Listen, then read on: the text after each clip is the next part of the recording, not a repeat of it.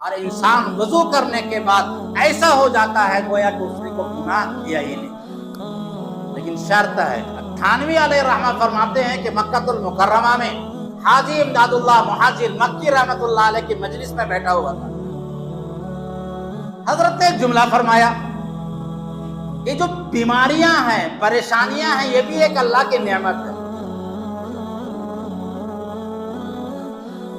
اور حضرت نے مثال دے کے سمجھائی کیسے نعمت ہے.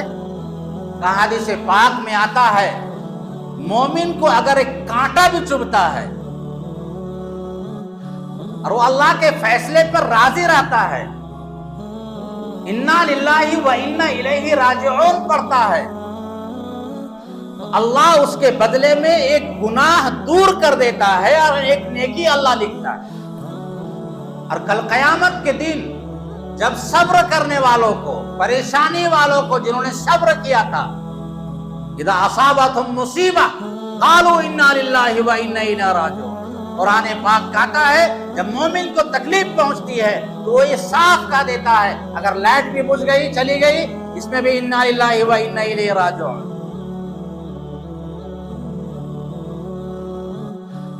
اذا اصابتہم مصیبہ قالوا انا للہ و انا الیہ راجعون. تو یہ کہتا ہے ہم سب اللہ تعالیٰ کے لیے ہے اور ہم سب کو اللہ کے پاس لوٹ کر جانا ہے. اگر وہ صبر کرتا ہے تو کل قیامت کے دن صبر کرنے والوں کو اللہ اتنی نعمتیں عطا فرمائے گا، اتنی نعمتیں عطا فرمائے گا کہ صبر کرنے والا یہ تمنا کرے گا کاش کہ مجھے دنیا میں ریتی سے مجھے پیر ہاتھ کو کاٹ دیا جاتا اور ہم اس پر صبر کر لیے ہوتے تو اور اللہ تعالیٰ ہمیں یہ نعمتیں عطا. تو حاجی صاحب نے دلیل میں پیش کر کے فرمایا کہ دنیا میں جو مصیبتیں آتی ہیں، پریشانیاں آتی ہیں، یہ پریشانیاں بھی نعمت ہے. یہ بات حضرت کہا کے فارغ ہوئے کہ ایک آدمی آیا اور اس نے کہا حضرت بہت پریشانی میں ہوں، بہت بیمار ہوں، آپ دعا فرما دیجیے.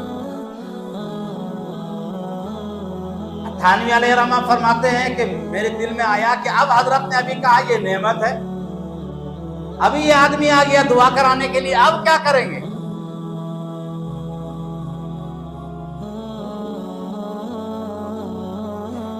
محترم سامعین اعظام، اللہ تبارک و تعالی نے اس کائنات میں تین طرح کے مکانات بنائے ہیں، تین طرح کے جگہیں اللہ نے بنائی ہیں انسان کے لیے. ایک وہ جگہ ہے جہاں صرف آرام ہی آرام ہے، وہاں تکلیف کی کوئی جگہ نہیں. ایک جگہ وہ ہے جہاں صرف تکلیف ہی تکلیف ہے، وہاں انسان چاہ کر کے بھی آرام نہیں پا سکتا.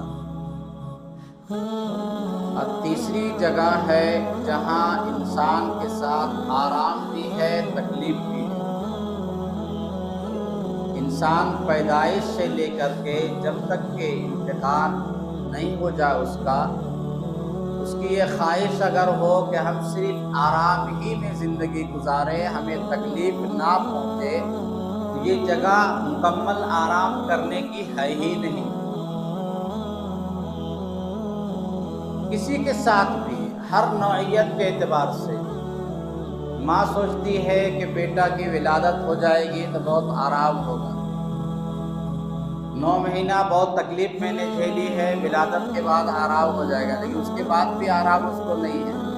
دودھ پلانا، بخار، سردی، یہ وہ، 2 سال کا ہوا، پھر 3 سال کا ہوا، پھر 4 سال میں بدمعاشی کرنے لگا، اس کے بعد پھر پڑھائی کا مسئلہ آتا ہے، پھر کچھ اور بڑا ہو گیا، اس کے بعد تربیت کا معاملہ آتا ہے، پھر شادی بیاہ کا معاملہ آتا ہے. اسی طرح سے یہ بڑھاپے کی عمر گزر جاتی ہے. انسان جس کو آرام کے لیے سوچا تھا وہی دن بھر پریشانی کا سبب بنا رہا تھا. بچہ کہاں چلا گیا، کدھر چلا گیا، وہاں جھگڑا کر لیا، وہاں جھگڑا کر لیا. یعنی جس کو ہم آرام سمجھ رہے تھے وہ ہمارے لیے مکمل طور پہ آرام نہیں ہے.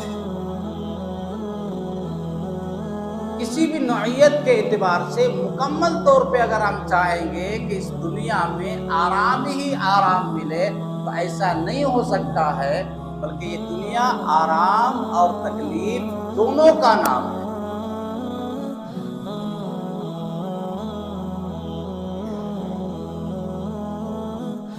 دنیا کو اللہ نے اسباب کے ساتھ جوڑ دیا ہے کوئی بھی کام کرنے کے لیے۔ دو طرح کا کام ہے، ایک یہ کہ ڈائریکٹ ہم بلا واسطہ اللہ سے تعلق رکھیں، جیسے اولاد اللہ سے مانگنی ہے، اللہ کے علاوہ کسی اختیار میں نہیں۔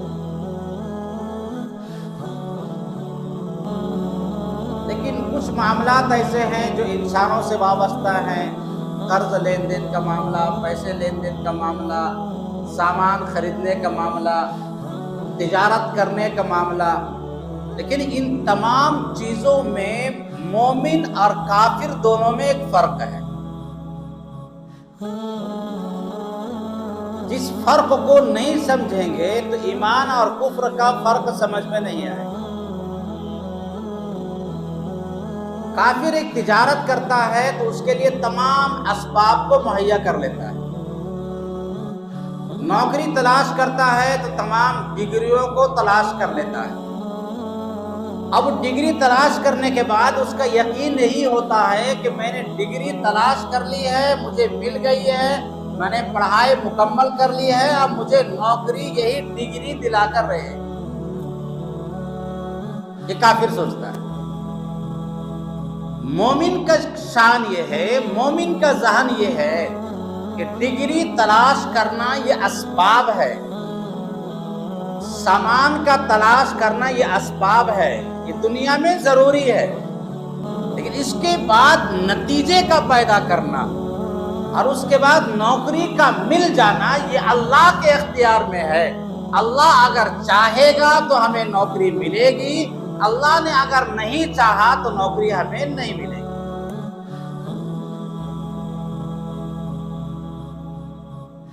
ہم بیمار پڑ گئے تو کافر جب کسی اچھے ڈاکٹر کے پاس جاتا ہے اور دوائی کو لے لیتا ہے تو اس کے ذہن میں یہ ہے کہ یہی دوا ہمیں تاثیر پہنچائے گی۔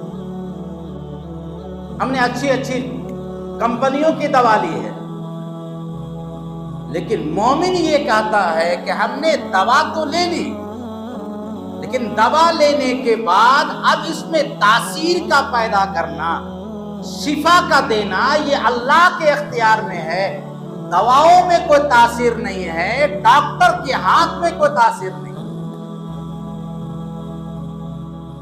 یہی وجہ ہے کہ پچھلے زمانے میں جو ڈاکٹر ہوا کرتے تھے وہ کسی بھی نسخہ کو لکھنے سے پہلے بسم اللہ کے ساتھ ہوا شافی، اللہ الشافی یہ جملہ ضرور لکھتے تھے کہ ڈاکٹر یہ سلنڈر بول دیتا ہے کہ میں نے تو دوا دے دیا ہے لیکن شفا دینے والی ذات اللہ کی ہے۔ یہی وجہ ہے کہ ایک دوا ایک ہی مرض کے لیے دو آدمیوں کو دی جاتی ہے، ایک کو مکمل آرام ہو جاتا ہے، دوسرے کو مکمل آرام نہیں ہوتا ہے، اس لیے کہ اس میں اللہ نے شفا ڈالی، اس میں اللہ نے شفا نہیں ڈالی۔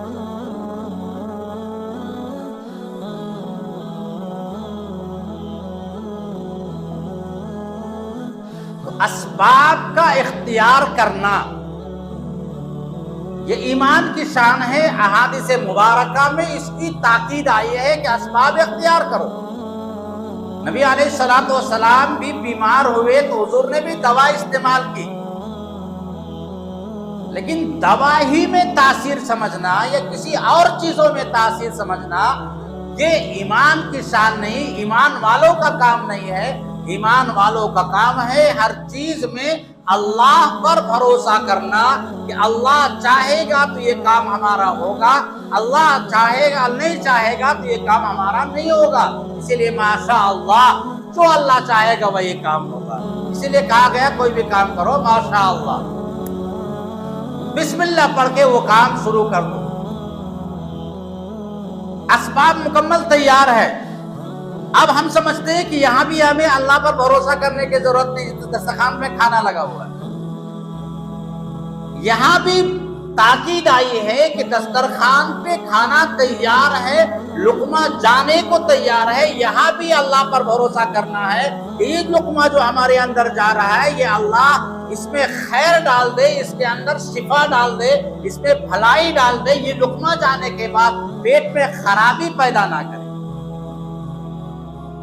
دسترخوان تیار ہونے کے بعد بھی، تمام اسباب کے بعد بھی، اسی لیے حدیث پاک میں آتا ہے بسم اللہ الرحمن الرحیم پڑھ کے کھانا کھاؤ، اور جب لقمہ اندر چلا جائے تو الحمدللہ بولو کہ تمام تعریفیں اس اللہ کے لیے ہے جس نے ہمارے لقمے کو اندر داخل کر دیا۔ اللہ چاہتا تو ہمیں گلے میں روک دیتا، اٹک جاتا۔ کتنے ہزاروں واقعات ایسے پیش آتے ہیں کہ انسان کے گلوں میں کبھی پھل لٹک جاتا ہے، کبھی ناک میں گھس جاتا ہے، کبھی یہاں گھس جاتا ہے، کبھی ہم مچھلی کھاتے ہیں تو یہاں کانٹا چبھ جاتا ہے۔ یہ سب چیزیں ہوتے کیا ہے؟ معلوم ہوا کہ اسباب ہونے کے بعد بھی اللہ پر بھروسہ ہونا ضروری ہے کہ لقمہ ہمارے اندر ٹھیک ٹھاک سے چلا جائے۔ اب لقمہ ہمارے اندر ٹھیک ٹھاک سے چلا گیا، اس کے بعد ہمیں قضائے حاجت کے لیے ہم جائیں گے تو وہاں بھی دعا پڑھ کے جانا ہے، اور جب وہاں سے واپس آئیں گے تو حدیث پاک کی دعا ہے، اس کا ترجمہ دیکھنا چاہیے۔ الحمدللہ الذی اذھب عنی الاذی وعافانی، یہ حدیث پاک کی دعا ہے کہ باتھ روم سے آنے کے بعد یہ دعا پڑھنا ہے۔ کیا کرنا ہے؟ تمام تعریفیں اس اللہ کے لیے ہے جس نے ہم سے تکلیف کو دور کر دیا اور ہمیں صحت عطا فرمائی۔ احادیث میں جو دعاؤں آئی ہیں اس کا ترجمہ کے ساتھ یاد کرنا چاہیے، تب اس کا مزہ آئے گا۔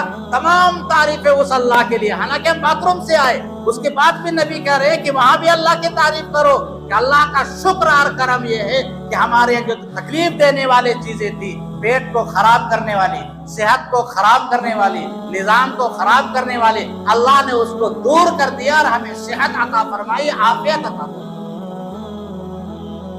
اب ڈاکٹروں کے پاس جائیں، کسی کا قبض ہو گیا، کسی کا صفائی نہیں ہو رہی ہے تو اس کو پیچیز کی دوا چاہیے، فلاں کی دوا چاہیے۔ ہزاروں لوگوں کے ساتھ یہ واقعات پیش آتے ہیں، آتے ہی نہیں آتے، واقعات پیش آتے ہیں۔ اللہ نے اگر یہ چیزیں دی ہیں تو اللہ تبارک تعالیٰ کا حمد ادا کرنا اور اللہ کی تعریف کرنا یہ ہم پر ضروری ہے۔ مفتی شفیع رحمۃ اللہ علیہ فرماتے ہیں کہ میں اپنے استاد محترم میاں اصغر رحمۃ اللہ علیہ کے پاس میں گیا تو ان کو بہت شدید بخار آیا ہوا، بہت تیز تڑپ رہے تھے۔ میں نے جا کے پوچھا حضرت طبیعت کیسی ہے؟ بزرگوں کا جملہ، حضرت نے فرمایا الحمدللہ آنکھ بالکل صحیح سلامت ہے، ہاتھ بالکل صحیح سلامت ہے، پیٹ بالکل صحیح سلامت ہے، زبان بالکل صحیح سلامت ہے، کان بالکل صحیح سلامت ہے۔ اللہ کی تمام تعریفیں ہیں کہ تمام عزم ٹھیک ٹھاک ہے، بس بخار آیا ہوا ہے، اس کے لیے دعا فرما دیے کہ اللہ ہم کو شفا دے۔ اب دیکھیے پورا حضرت نے نگاہ ہی بدل دی کہ ایک تکلیف اللہ نے اگر دی ہے تو ہزاروں تکلیف ہمارے ساتھ، آرام ہمارے پاس موجود ہے، ادھر سے ذہن کو پھیر نہیں لینا چاہیے۔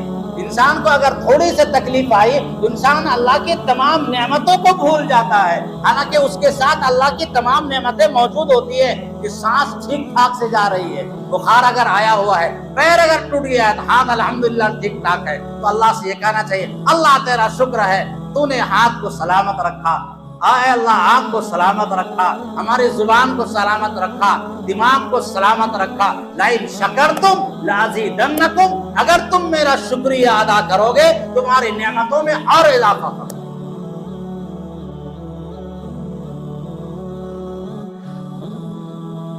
تھانوی علیہ رحمہ فرماتے ہیں کہ مکہ المکرمہ میں حاجی امداد اللہ محاجی المکی رحمۃ اللہ علیہ کی مجلس میں بیٹھا ہوا تھا۔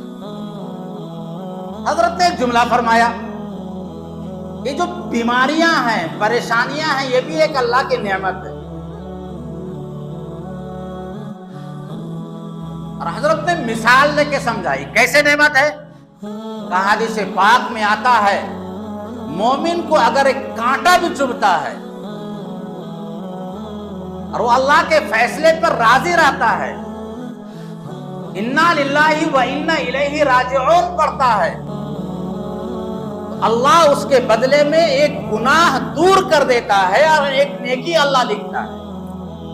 اور کل قیامت کے دن جب صبر کرنے والوں کو، پریشانی والوں کو، جنہوں نے صبر کیا تھا، اذا اصابتهم مصیبہ قالوا انا للہ و انا الیہ راجعون، قرآن پاک کہتا ہے جب مومن کو تکلیف پہنچتی ہے تو وہ یہ صاف کہہ دیتا ہے، اگر لائٹ بھی بجھ گئی چلی گئی اس میں بھی انا للہ و انا الیہ راجعون۔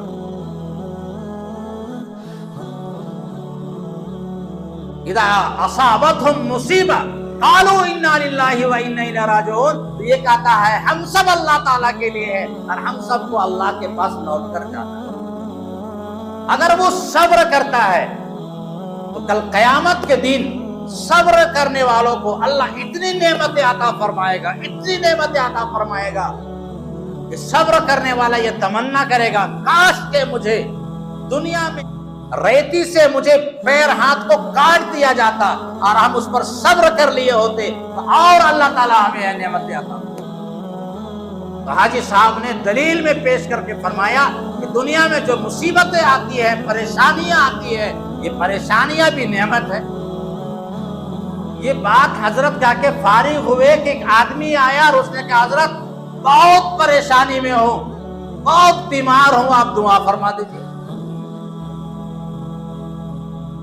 تھانوی علیہ رحمہ فرماتے ہیں کہ میرے دل میں آیا کہ اب حضرت نے ابھی کہا یہ نعمت ہے، ابھی یہ آدمی آ گیا دعا کرانے کے لیے، اب کیا کریں گے؟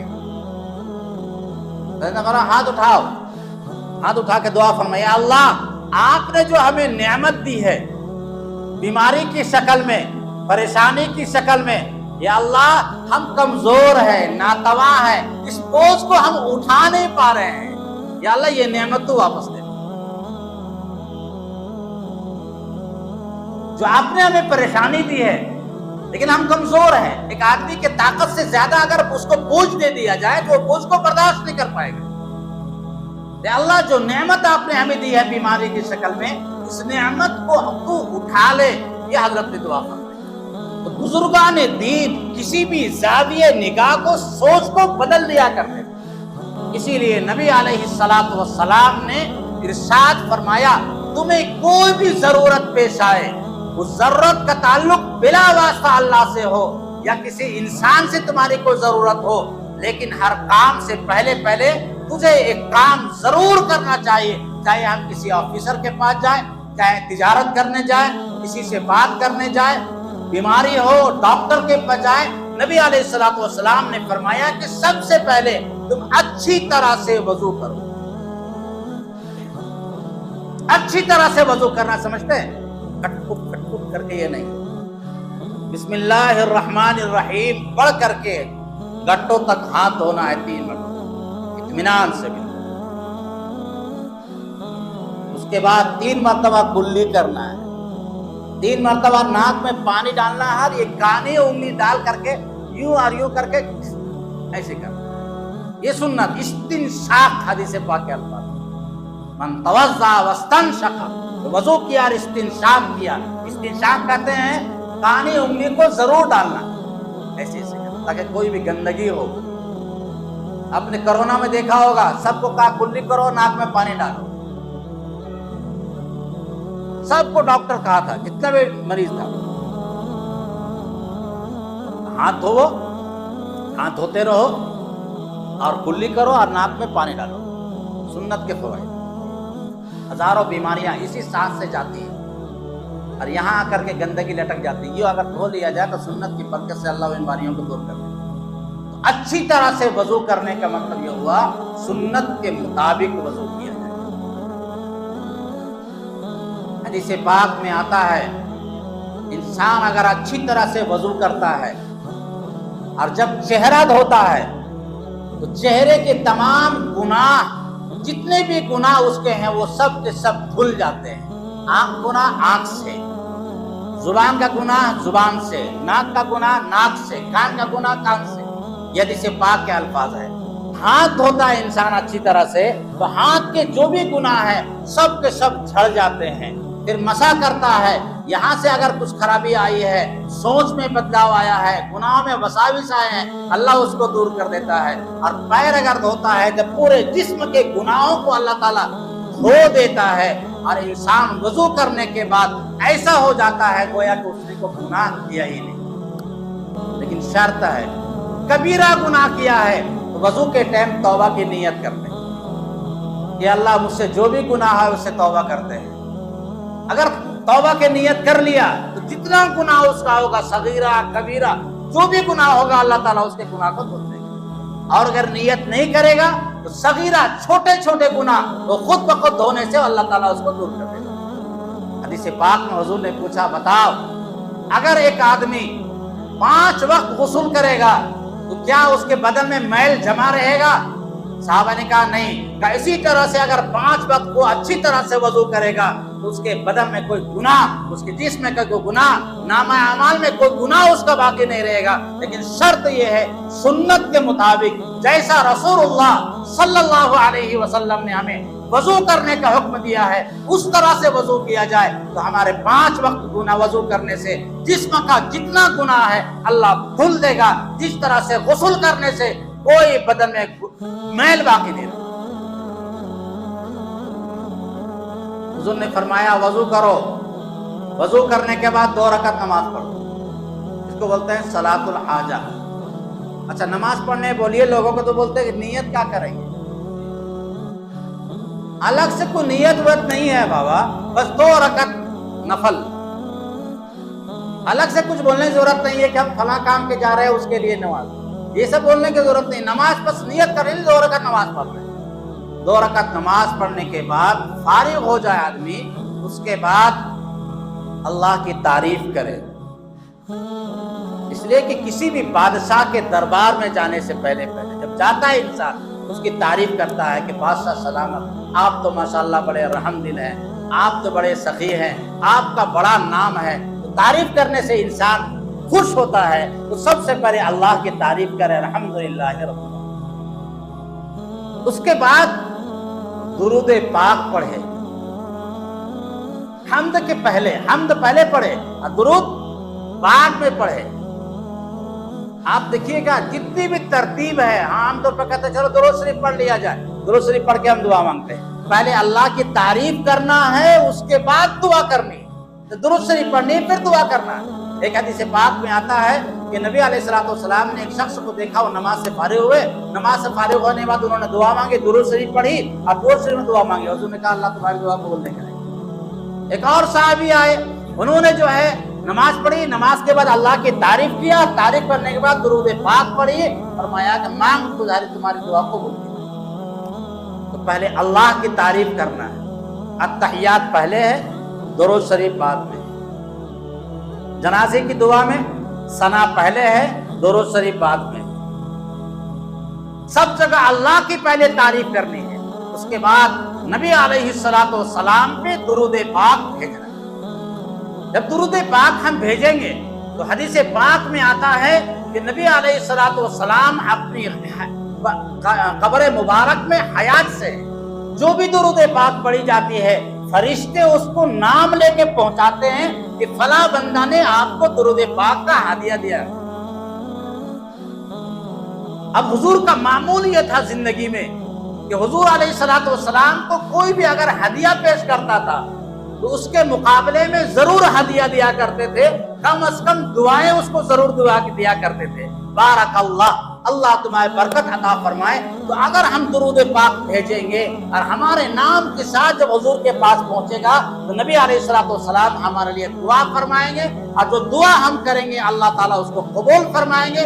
اس لیے نبی علیہ السلام نے فرمایا کہ 2 رکعت نماز پڑھو، اور 2 رکعت نماز پڑھنے کے بعد درود پاک حمد پڑھو، اور حمد پڑھنے کے بعد درود پاک پڑھو۔ اس کے بعد اپنی جو ضرورت ہے اس ضرورت کو مانگ کے چلے جاؤ، اللہ ضرور بھی ضرور اس کام کو مقدر کرے۔ یہ مومن کی شان ہے کہ اگر کوئی پریشانی آ جائے اللہ ہی پر وہ بھروسہ کرے۔ اسے نبی علیہ السلام کی دعاؤں میں شامل ہے، اللہم ھذا الجہد وعلیک التکلان، یا اللہ ہماری یہ کوشش تھی ہم نے کر لیا، ہماری کوشش تھی ہم نے کر لیا، وعلیک التکلان، اور تمہارے اوپر ہی بھروسہ ہے، اس کے علاوہ کسی اور پر بھروسہ نہیں، وعلی اللہ فلیتوکل المتوکلون، وعلی اللہ فلیتوکل المؤمنون، اللہ ہی پر ایمان والا بھروسہ کرتا ہے، اللہ کے علاوہ کسی اور پر بھروسہ نہیں کرتا، لیکن اسباب کو اختیار ضرور کرنا ہے۔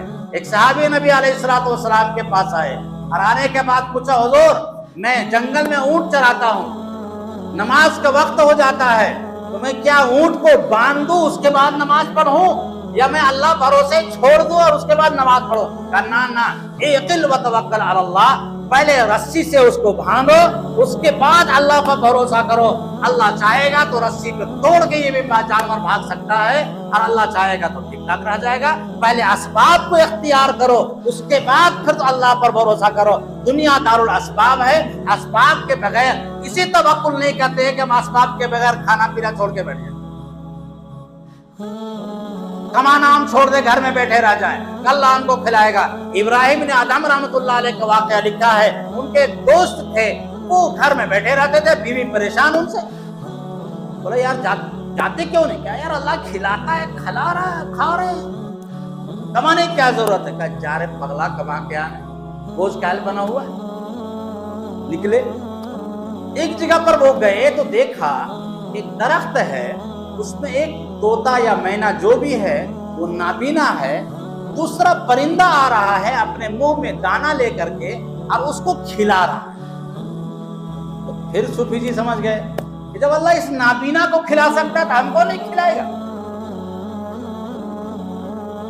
پھر واپس آ گئے، پھر ملاقات ہوئی، کہا ہوا بھائی کیوں واپس آ گئے؟ کہا یار ایک واقعہ کے ساتھ اور یقین آ گیا، اللہ ضرور کھلائے گا۔ کہہ رہے ہاں کھلائے گا تو پکا۔ ہوا کیا بتاؤ نے؟ کہا کہ ایک نابینا پرندہ ہے، اس کو بینا پرندہ، دوسرا صحیح سالم پرندہ اس کے منہ میں دانا لالا کے کھلا رہا ہے، جب اللہ نابینا کو کھلائے گا تو ہم کو نہیں کھلائے گا۔ افسوس تم نابینا بننا پسند کر گئے، اپاہج بننا پسند کر گئے، لیکن وہ پرندہ تم نہیں بنے جو خود بھی کھا رہا ہے دوسروں کو بھی کھلا رہا ہے۔ مومن کی شان یہی ہے کہ ایسا پرندہ بنے جو خود بھی کھائے، دوسروں کو بھی کھلانے کا ذریعہ بنے، دوسروں کی کفالت کا ذریعہ بنے۔ نبی علیہ الصلوۃ والسلام کے پاس ایک شخص آئے، کہا کہ حضور کچھ چاہیے۔ ارے نوجوان آدمی ہو، کانتے پھرتے ہو، کچھ نہیں تمہارے پاس؟ کہا بس ایک چٹایا حضور اور ایک پیالہ ہے۔ کہا دونوں لے پاؤ، دونوں لے کے آ گئے۔ حضور نے کہا کون اس کو خریدے گا؟ نیلامی جو کرتے ہیں ہم لوگ نہیں کرتے، نیلامی مسجد کا سامان آج نیلامی، حضور کون اس کو خریدے گا؟ سب نے کہا 1 روپیہ میں، 1 روپیہ میں۔ کمائی یزیدو، اور کون بڑھے گا، اور کون بڑھے گا، بولو بولو۔ کسی نے کہا 2 روپیہ میں، کہا لے 2 روپیہ میں اس کو بیچ دیا۔ 1 روپیہ دیا، کہا جاؤ بازار جاؤ، گھر کا سامان لاؤ، کھانے پینے کا سامان لاؤ۔ اور 1 روپیہ دیا، کہا ٹانگی لے کے آؤ، ٹانگی لے کے آئے۔ اپنے ہاتھ سے نبی علیہ الصلوۃ والسلام نے اس میں وہ لکڑی لگایا جو بیچا لگاتے ہیں، ٹھوکا، اور کہا 15 دن مجھے نظر مت آ، جنگل جاؤ، لکڑی کاٹو اور بازار میں بیچو، 15 دن مجھے نظر نہیں آنا چاہیے۔ وہ جنگل گئے اور لکڑی کو کاٹا اور اس کے بعد بازار میں لائے اور بیچے۔ 15 دن کے بعد آئے کہ حضور میرے پاس الحمدللہ اتنا پیسہ ہو گیا ہے کہ میں پڑوسیوں کو میں نے قرضہ دے دیا ہے، پڑوسیوں کو میں خرچہ اٹھا رہا ہوں۔ کہا یہ اچھا ہے، وہ اچھا۔ اسلام یہ سستی کو پسند نہیں کرتا، اسلام یہ کہتا ہے کہ اللہ پر بھروسہ ہر حال میں کرنا ہے، لیکن دنیا دارالاسباب ہے، اسباب کو ضرور اختیار کرنا چاہیے، اور اسباب کے اختیار کرنے کے بعد وعلی اللہ فلیتوکل المؤمنون وعلی اللہ فلیتوکل المتوکلون، اللہ پر ایمان والے بھروسہ کرتے ہیں۔ اللہ تبارک و تعالی ہم سب کے دلوں میں اللہ کی عظمت، اللہ کی قدرت کی عظمت، اللہ کی وحدانیت کی عظمت عطا فرمائے۔ وآخر دعوانا ان الحمد للہ رب العالمین۔